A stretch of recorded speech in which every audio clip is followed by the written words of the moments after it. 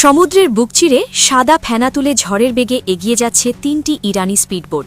ঢেউয়ের তালে তালে লাফিয়ে চলা এই বোটগুলোর প্রতিটিতে রয়েছে ইরানের দুর্ধর্ষ স্পেশাল মারিন কমান্ডো। সবার চোখ স্থির, লক্ষ্য একটাই, দূরে দিগন্তের কাছে আবছা দেখা যাওয়া একটি বিশাল কার্গো জাহাজ। কন্ট্রোল রুম থেকে নির্দেশ এসেছে পরিষ্কার এবং কঠোর, যেভাবেই হোক জাহাজটিকে থামাতে হবে, সময় হাতে একদমই নেই। এই শ্বাসরুদ্ধকর নাটকের শুরু হয়েছিল মাত্র কয়েক ঘণ্টা আগে। সকাল তখন প্রায় ৯টা। ইরানের দক্ষিণের একটি অত্যন্ত গুরুত্বপূর্ণ এবং কৌশলগত সমুদ্রবন্দর।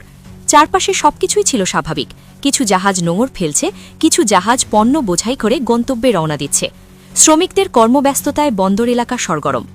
কিন্তু হঠাৎ করেই বন্দর নিয়ন্ত্রণ কক্ষের রাডার স্ক্রিনে ভেসে ওঠে একটি অচেনা এবং সন্দেহজনক সিগন্যাল।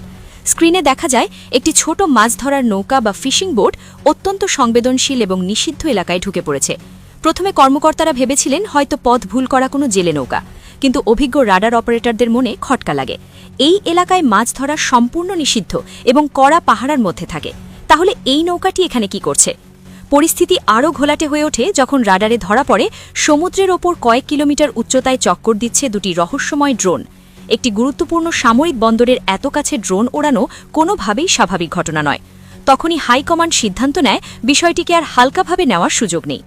কয়েক মিনিটের মধ্যেই ইরানের বুশেহার এয়ারবেস থেকে গর্জন তুলে আকাশে ডানা মেলে দুটি শক্তিশালী F-14 টমক্যাট যুদ্ধবিমান।